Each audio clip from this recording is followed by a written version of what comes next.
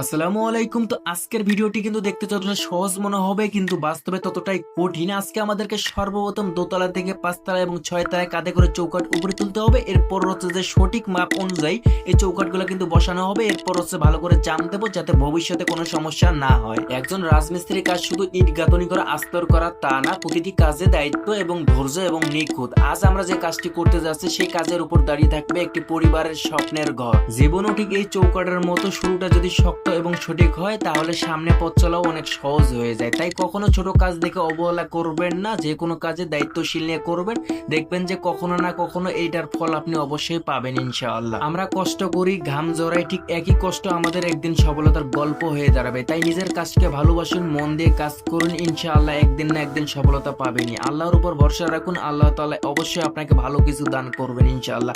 আর কষ্ট কখনো বিফলে যায় না ভাই।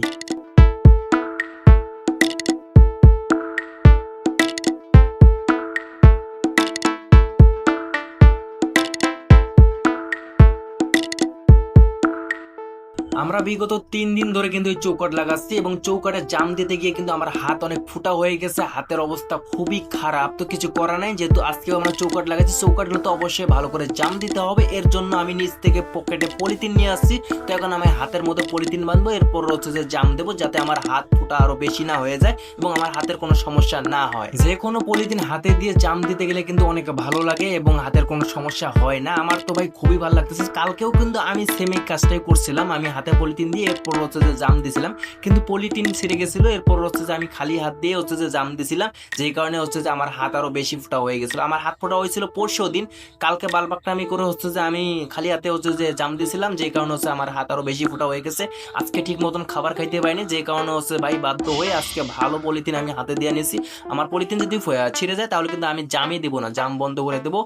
প্রয়োজনে হেল্পারের দ্বারা হচ্ছে জাম দিয়ে নেবো, আমি জাম দেবো না। কিন্তু আমার হাতের যেন কোনো সমস্যা না হয় আমি এদিকে খেয়াল রাখবো অবশ্যই। আমি চাইলেই কিন্তু হেল্পার দ্বারা সবগুলো জাম কিন্তু দিয়ে নিতে পারতাম, কিন্তু আমি নিজেই করতেছি। তার কারণ হচ্ছে হেল্পার দ্বারা করতে গেলে এই কাজটা অনেক লেট হয়ে যাবে। হেল্পারও দিচ্ছে, হেল্পারে বলছে তুমি একা একা দাও, আমিও একা একা দেই, যাতে আমাদের কাজটা অনেক দ্রুত হয়ে যায়, যাতে সন্ধ্যা না হয়ে যায় এবং কন্ট্রাক্টরের যেন কোনো লস না হয় সেদিকে খেয়াল রাখতে হবে অবশ্যই। আর যেহেতু বৃষ্টির মধ্যে কিন্তু কম বেশি সবাই অ্যাবসেন্ট দিয়ে দিচ্ছে। তোমরা আমাদের আশেপাশে যে সাইটগুলো আছে সবাই কিন্তু শুয়ে আছে, তাদের হচ্ছে যে বালু উপরে নেই, উপরে বালু তুলতে পারতেছে না, যে কারণে হচ্ছে তাদের কাজ বন্ধ হয়ে আছে। কিন্তু আমাদের এই জায়গায় গ্রিল এবং চৌকাঠ থাকার কারণে হচ্ছে যে ভাই আমরা ঠিক মতন কাজ করতে পারতাছি। এখন পর্যন্ত কিন্তু আমাদের বৃষ্টির কারণে বসে থাকা লাগে নাই। কালকে আমরা দোতলায় সম্ভবত প্লাসটা শুরু করবো যদি বৃষ্টি আসে। দোতলায় ওয়ারিং এর কাজ কিন্তু প্রায় শেষের দিকে আমাদের এই জায়গায়, যে কারণে হচ্ছে আমরা দোতলায় আপাতত 2টি চৌকাঠ লাগিয়ে রাখলাম, যাতে কালকে বৃষ্টি আসলে আমরা ভিতরে প্লাসটা শুরু করতে পারি। তো যদি আপনাদের কাছে এই ভিডিওটি ভালো লাগে তো অবশ্যই লাইক, কমেন্ট এবং ফলো করতে ভুলবেন না। তো সবাই ভালো থাকবেন, আসসালামু আলাইকুম।